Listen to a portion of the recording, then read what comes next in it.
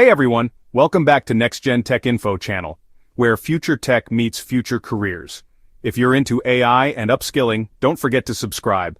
Today we're talking about how AI is transforming credentialing and upskilling platforms, making learning faster, smarter, and more personalized.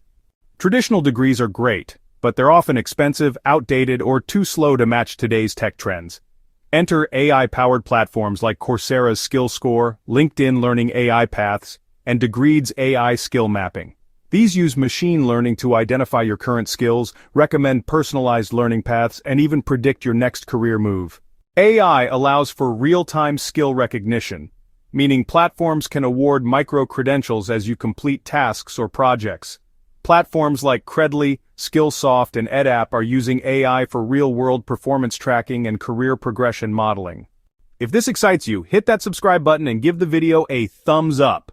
We've got more on future careers and AI tools every week. This is huge for students bypassing outdated curriculum, professionals pivoting careers, and companies hiring based on actual skills. AI is making upskilling faster, smarter, and fairer, redefining how we prove what we know. Thanks for watching. Drop a comment with your favorite upskilling tool, and don't forget to like and subscribe. Until next time, keep learning.